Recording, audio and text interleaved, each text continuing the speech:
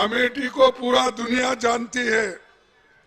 हर देशवासी को अमेठी पर गर्व है, क्योंकि ये हम सबके प्यारे पूर्व प्रधानमंत्री स्वर्गीय राजीव गांधी जी, पूर्व अध्यक्ष सोनिया गांधी जी और राहुल गांधी जी की सेवा साधना की ये धरती है।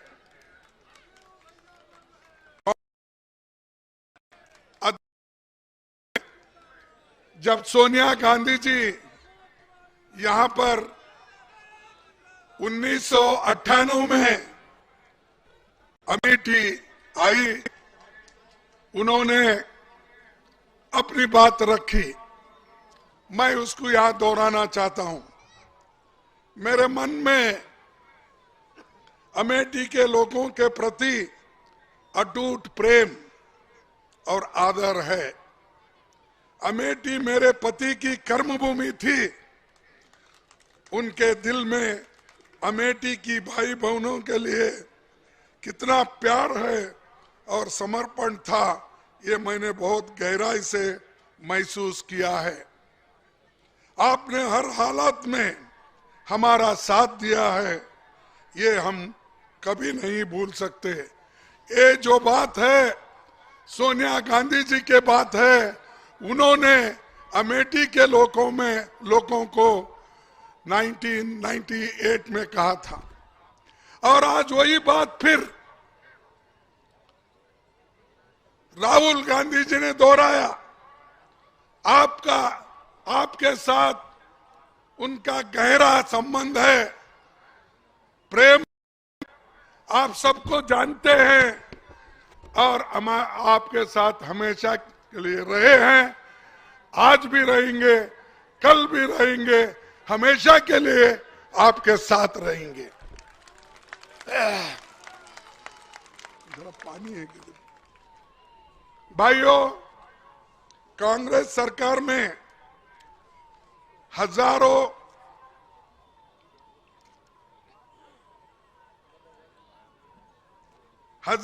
करोड़ के प्रोजेक्ट्स यहां पर आए, अप्रूव हुए, लेकिन ज्यादातर प्रोजेक्ट्स अटके रहे। वो मोदी शुरू में आके ये भाषण देते थे, अरे कांग्रेस में हमेशा अटकता है, झटकता है, पटकता है, ये कहते थे। मैं पूछता हूं, आज जो प्रोजेक्ट्स यूपीए सरकार में सोनिया गांधी के पीरियड में जो थे, वो प्रोजेक्ट्स आज क्यों नहीं हो रहे? वो काम क्यों चालू नहीं हो रहे? क्योंकि यूपी के लोगों में खास अमेठी पर और रायबरेली पे वो काम नहीं करना चाहते हैं। ये एक दुश्मनी निकालने की साजिश कर रहे हैं। अरे भाई, लोग तो सभी आप ही के हैं। आप जो चीजें मंजूर पहली हुई थी उसको आप कैंसल करते हो, निकाल देते हो। अरे एक आदमी आपको वोट देता है, दूसरा हमको दिया होगा, लेकिन तुम लोगों में भेदभाव करके गवर्नमेंट के प्रोजेक्ट को रोकना और उसको हर चीज से तंग और तबाह करना और आड़े टांग डालकर आज अमेठी को मिलने वाला, रायबरेली को मिलने वाला सभी प्रोजेक्ट्स को आपने खत्म किया है। बातें बहुत बोलते हैं बीजेपी के लोग, खासकर जब कभी बात आती है। मैं ये कहूंगा कि मेगा फूड पार्क का एक प्रोजेक्ट था जिससे किसानों के लाखों लोगों का उसका फायदा होता था, लेकिन उसके बारे में उन्होंने रोक डाला। उसके बाद में सेल का प्रोजेक्ट जगदीशपुर में, उसको रोक डाला। पावर प्लांट, इसको भी रोक डाला। रेल लाइन, वो भी उसमें भी रोक डाली। हाईवेज उसमें भी रोक डाली। अरे भाई दूसरों को करते थे आप, अब पहले कहते थे कांग्रेस बोले तो अटकना झटकना पटकना बोलते थे।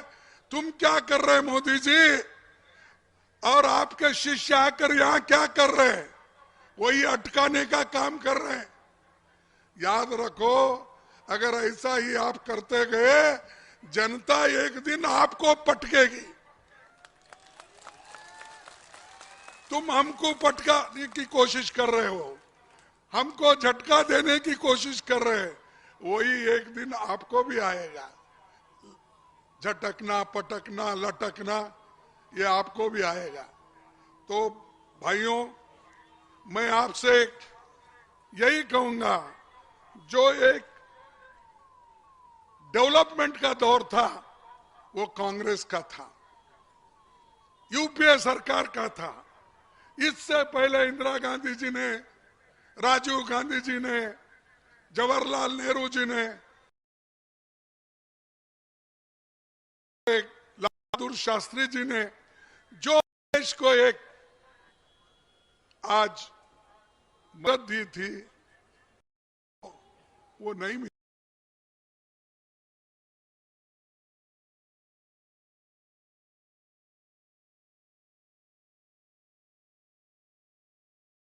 को उसके बाद खानदान को, अरे भाई तुम्हारा काम तुम करो, दूसरों को गालियां देने से आपको क्या मिलने वाला है?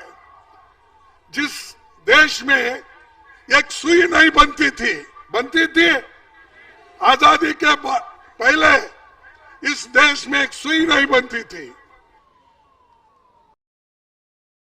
मशीन थी। आजादी के बाद बड़े बड़े कारखाने बने, बड़े बड़े बांध बने, बड़े बड़े ये एयरपोर्ट बने, पोर्ट बने। ये तुमने बनाया, ये सब मोदी जी के जमाने में हुआ। अरे ये ऐसा झूठ बोल बोल कर, मैं तो उसीलिए उनको कहता हूं झूठों का सरदार। अरे भाई, अब हर काम को आप रोड़ा डाल रहे हैं। क्यों? ये कॉन्स्टिट्यूंसी राहुल गांधी की है, रायबरेली सोनिया गांधी जी का है, रोको, रोड का काम रोक दो, लाइन रेलवे का रोक दो और फूड प्रोसेसिंग का रोक दो। कितने दिन ऐसा ही रोकेंगे भाई? एक दिन हमारा भी आएगा तो हम ऐसा 10 पट काम करके दिखाएंगे। और नौकरी की बात करते हैं, मोदी जी हमेशा क्या करते थे? हर साल मैं हमारे युवकों को 2-2 करोड़ नौकरी दूंगा। दिए न? आपको मिला 2 करोड़ नौकरी? नहीं मिला। अरे प्रधानमंत्री झूठ बोलते हैं? प्रधानमंत्री कैसा झूठ बोलता है भाई? वो तो सत्य हरिश्चंद्र है। सत्य हरिश्चंद्र कभी झूठ बोलता है? फिर 2 करोड़ नौकरी नहीं दिए, 15-15 लाख काला धन लाकर तुम्हारे जेब में डाल दूं बोले, दिए क्या? नहीं दिया। तो मोदी झूठ है क्या हम झूठ है? क्या बीजेपी झूठ है, कांग्रेस झूठ है? ये बात हुई ना। जो हम हमेशा जो कहते हैं वो करके दिखाए हैं। नरेगा हमने लाया गरीबों को मजदूरी देने के लिए, पेट भरने के लिए हमने फूड सिक्योरिटी एक्ट लाया, खाना देने के लिए, बच्चों के पढ़ाई के लिए कानून लिया। तुमने क्या किया? एक तो काम बताओ। बड़े बड़े कारखाने हमने नेहरू जी के जमाने में बनाया, बैंक बनाए, उस बैंक को लूटने वाले लोगों को तुम सब सपोर्ट कर रहे हो। वो पैसे लेकर बाहर भाग रहे हो और यहाँ कोई गरीब आदमी 10-12 हजार रुपए लोन लेता बैंक से, उसको बंद करते हो, उसके घर पे नोटिस लगाते हो, लगाओ नोटिस। जो 13 लाख करोड़ लेकर यहां से भागे हैं उन पे लगाओ। इतने पैसे आपने बैंक से लूट लूट के उनको दिया और हमको बोलते हैं कि इस कांग्रेस ने बर्बाद किया। क्या बड़े कारखाने करके बर्बाद किया? एम्स बना के बर्बाद किया? इंजीनियरिंग कॉलेज करके बर्बाद किया? और कंपलसरी एजुकेशन में सबको शिक्षा देने की काम शुरू की, उससे बर्बाद हुआ? शेड्यूल ट्राइब्स को रिजर्वेशन दिए, वो उससे खराब हुआ? बताओ हमको। जो काम हमने किया इस देश के लिए, हमने कुर्बानी भी दी। देश एक रहना ये हमारा पहले से काम चल रहा है। देश को जोड़ना, उसी लिए तो राहुल गांधी जी कन्याकुमारी से लेकर कश्मीर तक चले और आज मणिपुर से लेकर बंबई तक को चलने वाले हैं। अरे जिस जगह से राहुल गांधी खुद मणिपुर गए, लोगों को मिले, अब मोदी भी एक दिन भी नहीं गया, जाने की हिम्मत भी नहीं। अरे जिस आदमी में देश को बचाने के लिए, समाज को बचाने के लिए वहां जाकर उनको शांति से रहने के लिए नहीं करता, क्या इस देश का गरीबों का? तो भाइयों, ऐसे लोगों को रखना आगे 2024 के चुनाव में, ऐसे लोगों को आप वोट देंगे, उनके चेलों को वोट देंगे, उनके चपाटों को वोट देंगे? नहीं, ये मजबूती के साथ रहो। जो वचन तुमने दिया है उसका पालन करो। यहाँ जो आए हैं एक एक आदमी 1000-1000 वोट भी अगर लाए तो पूरा कांग्रेस पार्टी अपनी झंडा यहां फैला रही। और नौकरी, सुनो भाई सुनो। अरे जोश में होश मत खो भाई, जरा सुनो भाइयों। ये लोग बोलते थे, एम्प्लॉयमेंट की बात करते थे। अब हमारे इस देश में और खासकर आंगनवाड़ी बहनों से और ग्रामीण स्वास्थ्य सिस्टम वाले बहनों को, रखने वाले बहनों को, उधर देखिए पूरे देश में 2 लाख पद खाली है। ये गरीब लोग की काम करते हैं और जिसमें 60,500 सिर्फ यूपी में खाली है। 60,500 ये यूपी में खाली है। अरे भर्ती करो ना भाई। कहां है डबल इंजन की सरकार? कहां है डबल इंजन की सरकार? एक इंजन तो फेल हुआ, दूसरा इंजन ऑयल मांग रहा है क्योंकि उसको ऑयल नहीं मिल रहा। हर चीज महंगी हो गई, पेट्रोल महंगा हो गया, ऑयल महंगी हो गई, डीजल महंगी हो गई, सब चीजें। तो ये हमारी डबल इंजन की सरकार बहुत डेवलप की है। ये मोदी साहब भी बोलते हैं और योगी साहब भी बोलते हैं। मैं उसी लिए जब पार्लियामेंट में योगी साहब थे तो मैं बोला, योगी साहब, जो आप राजकारण में जो लोग रहते हैं वो लोग साधु संत बोलकर नहीं आना चाहिए। और साधु संत अगर पार्लियामेंट में बैठे, देवल कौन संभालेंगे, मठ कौन संभालेगा, पूजा कौन करेंगे? इसीलिए तुम वहीं रहना ठीक था, यहां क्यों आए? मैंने पूछा ये सवाल। तब उन्होंने बोला, नहीं ये आप गलत बोल रहे हैं, हम सब देश की सेवा के लिए आए। ठीक है भाई, देश की सेवा के लिए बीजेपी में और भी लोग हैं और आरएसएस पे जिंदा रहने वाले बीजेपी के पास लोगों की कोई कमी नहीं है, देश को फोड़ने वालों का कमी नहीं है। मस्जिद मंदिर के पॉलिटिक्स करने वालों की कमी नहीं है। तो ये लोगों, ऐसे लोग देश को तोड़ रहे हैं, ऐसे लोग समाज को तोड़ रहे हैं, और जो लोग इस समाज को तोड़ने का काम करते हैं एक दिन वो भी बर्बाद होते हैं। ये मैं आपको कहने, भाइयों,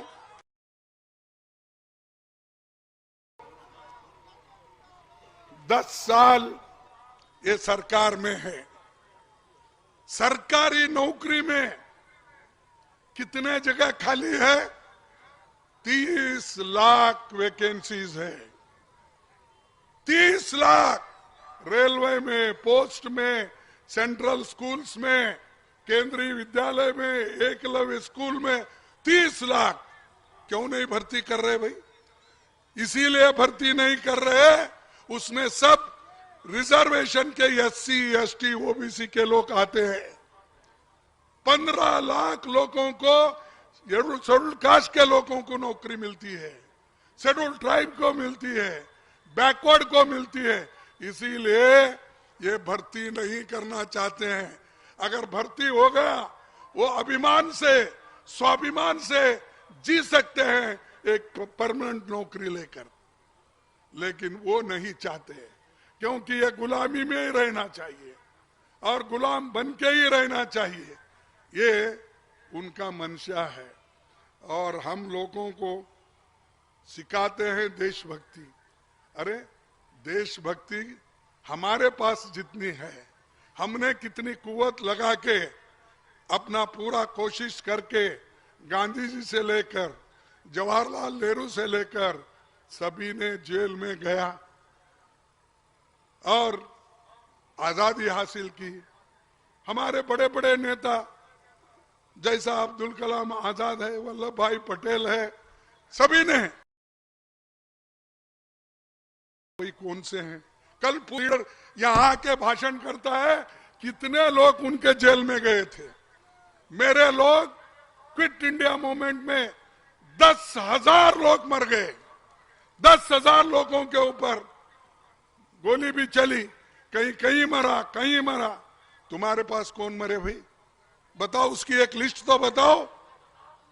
नहीं, जो हम कर रहे हैं, हम किए हैं, और जो आजादी दिलाए, तुम आकर उसके ऊपर बैठे हो गद्दी पे। तुमको मालूम नहीं हमारी चिंता क्या थी, कितने परेशान हमारे लोग थे, कितने लड़े, कितने लोग अपने स्कूल छोड़े, कितने लोग अपनी खेती छोड़ी, कारोबार छोड़ा, देश के लिए छोड़ा। और तुम क्या कर रहे हो? तुम एक एक को लाके गरीबों का पैसा उनके हाथ में दे रहे हो। जैसा कि राहुल जी ने अभी कहा, देश में चंद लोग ही ऐसे हैं कि उंगली पे गिने उतने लोग अमीर हो रहे हैं और गरीब गरीब हो रहा है। आप महसूस नहीं कर रहे कि इतने गरीब हो रहे हैं, पूछो मत। गरीब आज इतना इन्फ्लेशन से, यानी महंगाई से परेशान है, एम्प्लॉयमेंट नहीं है, बच्चों के पढ़ाई के लिए पैसे नहीं है,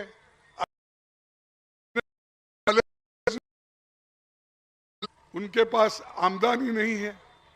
तो इसलिए भाइयों, मैं यही कहना, आज जो बीजेपी अपना ढोल बजाती है और पीठ थपा लेती है, आप देखे भी होंगे कि पार्लियामेंट में उन्होंने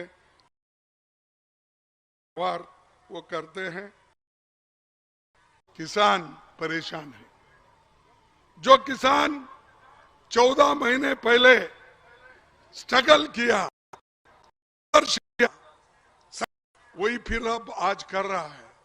तो उसके सामने जगह है कि बहुत बड़े बड़े ये अपने ये दीवार बंद कर, किले लगाकर आज लोगों को, उन किसानों का रास्ता रोका जा रहा है। अगर आप डेमोक्रेसी में विश्वास रखते हैं, क्या आप उन जो लोग कष्ट में हैं, तो उनको मिलने के लिए भी तैयार नहीं। डरता तो है, लेकिन आपकी यूनिटी रहे तो और भी डरता है, और बीजेपी मरता है। भाइयों, उन्होंने किसानों पे टैक्स, खाने पीने के चीजों पे टैक्स, और आपको मालूम नहीं था छोटे छोटे चीजों पे भी जीएसटी लगा के तंग कर दिया है। तो इसीलिए हमको लड़ना है। और ये अमीर को जो इन्होंने सब्सिडी दे रहे हैं, बड़े बड़े कंपनियों को वो सब्सिडी दे, और गरीबों की सब्सिडी छीन ले रहे हैं। और ट्रैक्टर, उसके बाद में हमारे जो फर्टिलाइजर, ऐसे विषयों पर टैक्स डाल के लोगों को इधर एक तरफ से तंग कर रहे हैं। भाइयों, अभी जो राहुल जी ने कहा, सरकारी अफसरों में दलितों की संख्या कितनी है, पिछड़ों की संख्या कितनी है, गरीब से गरीब आदमी जो पिछड़ा हुआ है, जिस क्लास में अपर कास्ट हम जिसको बोलते हैं, उनमें भी जो गरीब लोग हैं नहीं है। सिर्फ सफेद से सफेद कपड़े वालों को, अमीर से अमीर आदमियों के बच्चों को वहां पर जगह है, गरीबों के लिए नहीं है। इसीलिए आपको सोचना चाहिए। आज हमारे बच्चे अच्छे कॉलेज में नहीं जा सकते, अच्छे यूनिवर्सिटीज में पढ़ नहीं सकते, ये हालत हमारी है। लेकिन मोदी जी खुश है, हमने ये किया, हमने यूनिवर्सिटी बनाया, हमने एम्स बनाया, हमने इंजीनियरिंग कॉलेज बनाया। कहा भाई, तुमसे पहले तो हमने बनाया, तुम भी हमारे कॉलेज में पढ़ के ही इतने बड़े हो गए, तुम कहां थे पहले?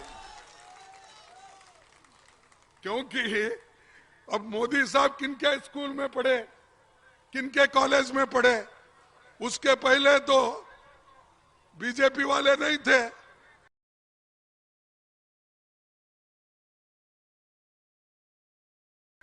ये लोग वही स्कूल के लिए, ये लोग एक ही स्कूल खोलते थे कि देश तोड़ने के लिए, डिवाइड करने के लिए क्या काम करना चाहिए, ये ट्रेनिंग आरएसएस को देते थे, आज भी दे रहे हैं।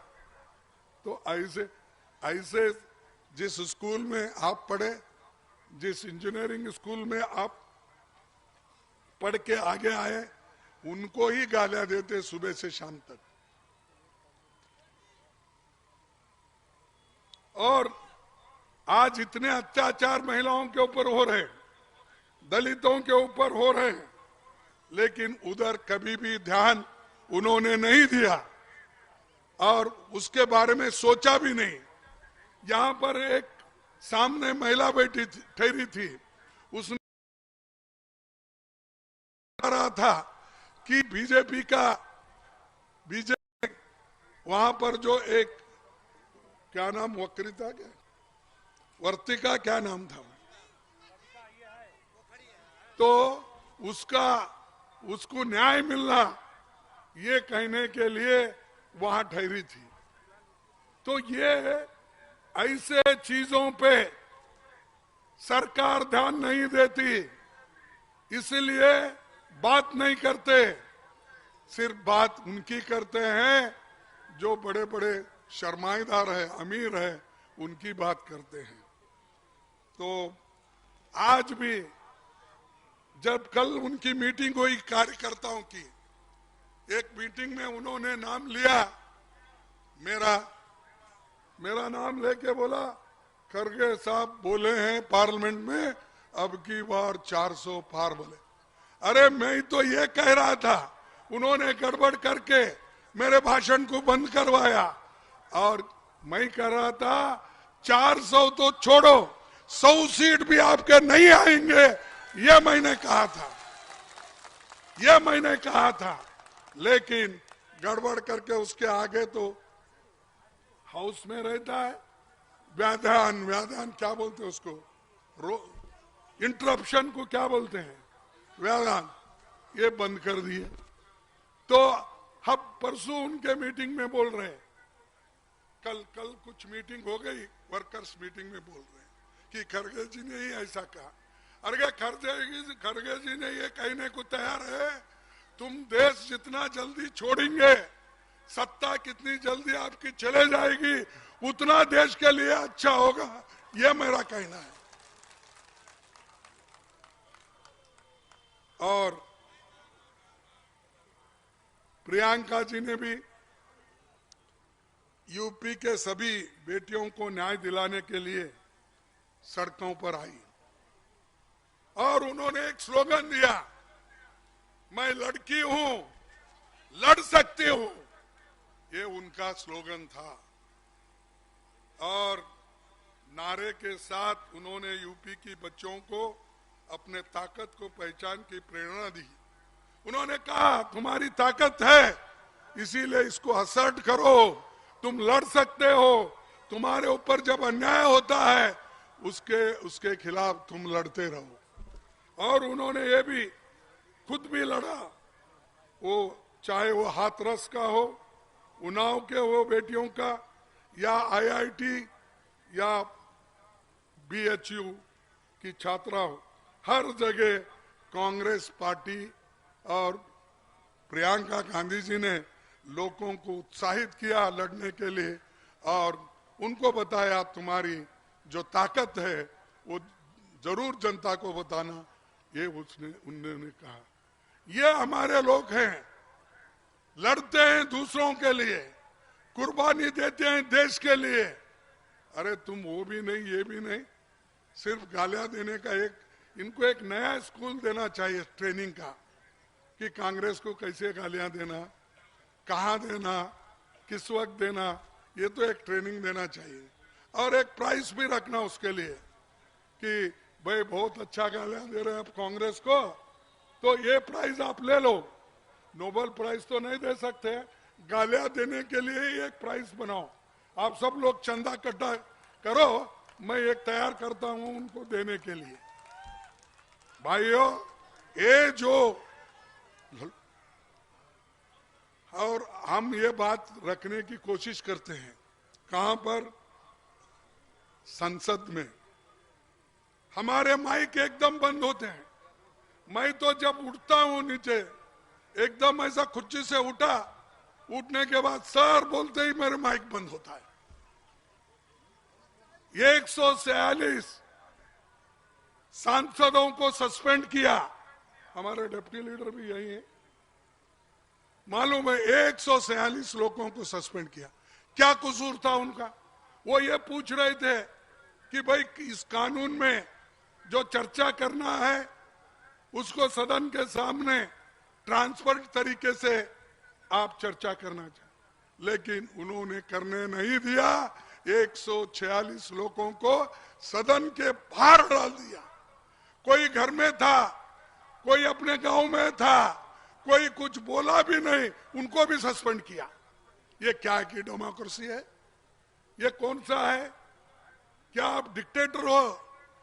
खैर, डिक्टेटर तो बनना चाहते हो, उसीलिए मैं कहूंगा इस बार अगर मोदी चुन के आया तो इस देश में डेमोक्रेसी नहीं रहेगी, ये मेरा कहना है।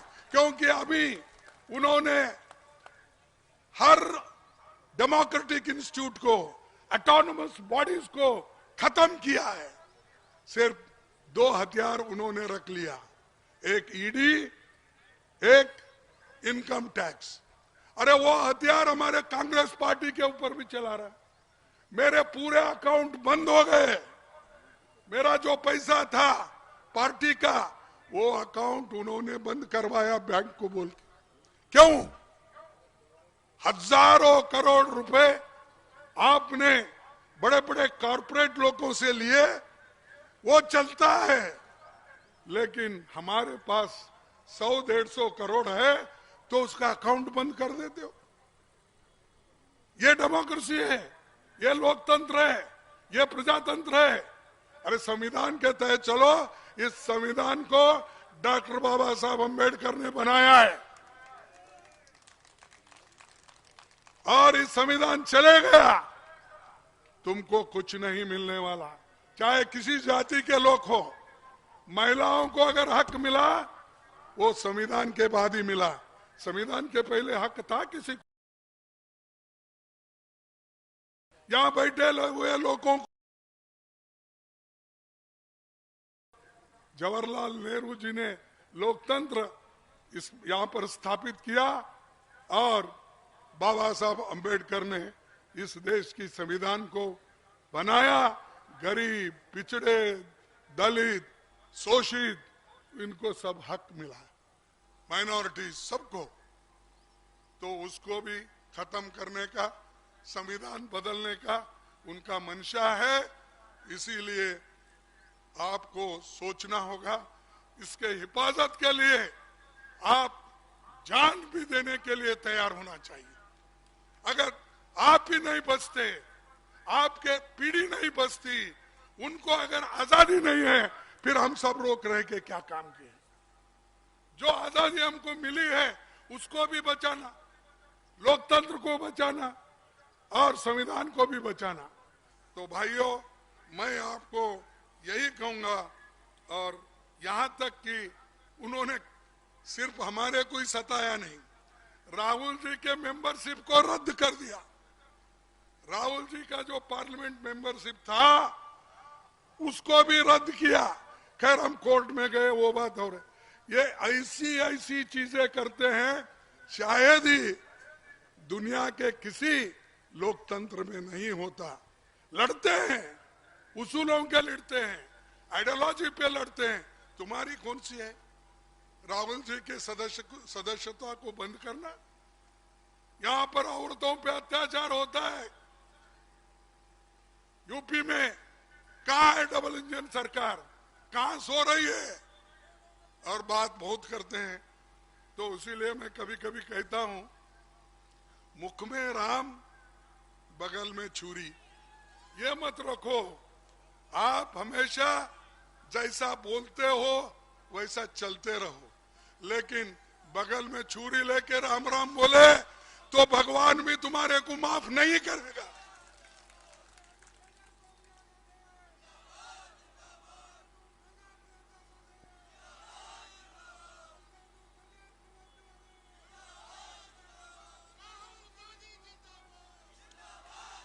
भाइयों, अब हमारे सारी शक्ति, हमारे को प्रेरणा देने वाले सिर्फ आप लोग हैं। तुम्हारी शक्ति हमारे लिए एक बहुत बड़ा एक ऑक्सीजन है। अगर आप मुंह मोड़ लिए तो तुम भी खत्म, हम भी खत्म। सिर्फ वो अकेला फिरते रहेगा। मोदी जी वो बोलते रहेंगे, कभी यूए में, कभी अमेरिका में, कहीं लंदन में, कहीं कोरिया में, कहीं जापान में। मैं समझता हूं जितना प्राइम मिनिस्टर बन के उन्होंने दुनिया के चक्कर लगा देशों के, कोई प्राइम मिनिस्टर नहीं गया। और हासिल क्या हुआ वहां से? कोई बड़े कारखाने आए? नहीं, सिर्फ लाए, कहीं गए, पाकिस्तान गए, किसी के गले लगा लिए, और चाइना के आदमी को बुलाए प्राइम मिनिस्टर को, उसको झूले पे बिठाए। यही काम करते गए और वो लोग इनके खिलाफ होते गए। चाइना हमारा जगह कब्जा कर लिया है, तो आप वो पहले छुड़ाओ भाई, वो जमीन छुड़ाओ, फिर बाद में झूले में बैठो। इधर झूले में बैठते हो लेकिन हमारी जमीन खिसकती जा रही है। तो ये मोदी जी की कला है। मोदी जी सिर्फ भाषण बहुत अच्छा करते हैं, उनके जैसी हिंदी नहीं है, फिर भी मैं कोशिश करता हूं अपने लफ्ज में बोलने का। लेकिन उनका सिर्फ भाषण, लोगों को राशन नहीं है।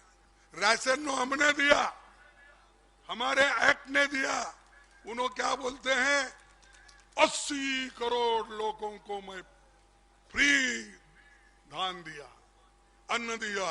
अरे बाप, तेरे से पहले हमने कानून बनाए, सोनिया गांधी ने कानून बनाए। हाँ, उस कानून के तहत मिल रहा है, तुम्हारे वजह से नहीं मिल रहा। हमारे कर्नाटक में तो फ्री देते थे हम कभी एक पैसा भी नहीं, ऐसा ही हर स्टेट में फ्री देते थे। अब इन्होंने नया एक निकाले 5 केजी देके मैं 80 करोड़ लोगों को दे रहा हूं। कितने लोगों को नौकरी लगाए वो नहीं बोलते, लोगों की आमदनी कितनी बढ़ी वो नहीं बोलते, एमएसपी कितनी बढ़ा है वो नहीं बोलती, लेकिन ये बात बोलते हैं बार बार। इसीलिए मैं ज्यादा आपको और यहां बिठाना नहीं चाहता। जो राहुल जी के 5 प्रोग्राम है, युवाओं को, बेरोजगार लोगों के लिए, काम के लिए वो न्याय चाहते हैं और अमीर गरीब की उसको कम कर, किसानों पर रोकना चाहते हैं। देश के कारखाने, हवाई अड्डे जो बेच के खा रहे उसको रोकने के लिए ये सब न्याय यात्रा चल रहा है और समाज में जो नफरत फैल रहा है उसका उन्होंने जोरदार अपने भाषण में भी कहा और ये 400-500 बोल रहे, लेकिन